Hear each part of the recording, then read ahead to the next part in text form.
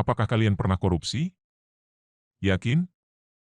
Ada juga korupsi kecil. Masih tidak ingat? Korupsi kecil ini anti pidana. Mari kita bahas di video kali ini. Pada video kali ini, kita tampilkan informasi menarik dan mengedukasi.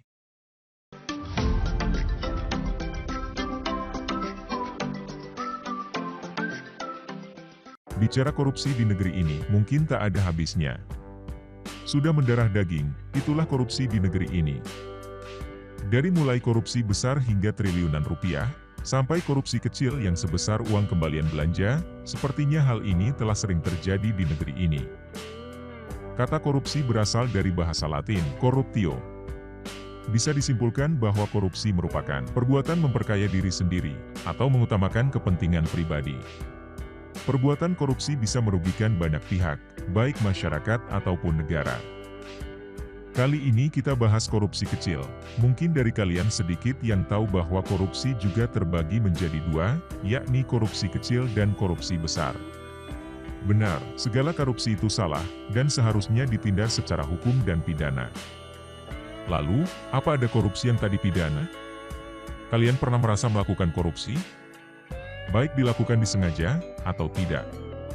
Mungkin dari kita, banyak yang bilang bahwa korupsi di Indonesia disebabkan oleh unsur pengawasan yang lemah, kurang tegasnya aturan, atau adanya kepentingan partai politik di dalamnya.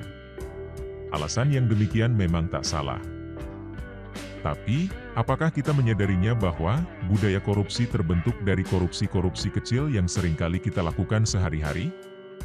Lalu, apa saja wujud korupsi kecil yang seringkali kita lakukan, dan hal yang demikian memiliki efek yang besar? Korupsi waktu. Korupsi waktu, yakni perilaku di mana seseorang tak menjaga waktu yang diamanahkan kepadanya termasuk dalam urusan pekerjaan atau profesi seseorang. Tindakan tidak terpuji ini seringkali terjadi di kantor-kantor atau perusahaan swasta.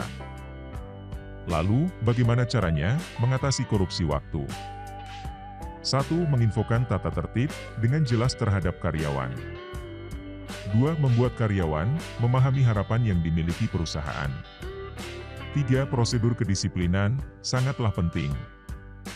4. Pemimpin harus memberi contoh yang baik. Membayar tidak sesuai dengan apa yang kita ambil.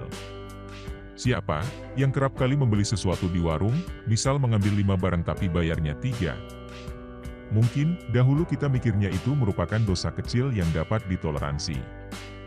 Namun, justru itu menyebabkan menjadinya budaya seperti yang akan menumbuhkan sifat korupsi dalam diri kita sendiri, sebab hal itu merupakan sifat serakah. Uang damai.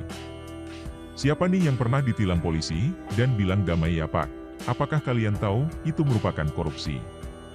Uang damai sama saja dengan suap, suap yang seperti ini yang bakal jadi cikal bakal suap, dan korupsi yang lebih besar. Menitip absen. Yang satu ini, pasti tak jarang dilakukan oleh mahasiswa, titip absen, atau membolos. Hal ini juga merupakan praktek korupsi kecil yang akan berpengaruh menumbuhkan sifat malas kerja tetapi, tetap ingin digaji. Makan gaji buta juga termasuk korupsi besar. Sebab, kita dibayar untuk bekerja. Tetapi kita malahan santai. Terima kasih, semoga info ini bermanfaat, jangan lupa like dan subscribe.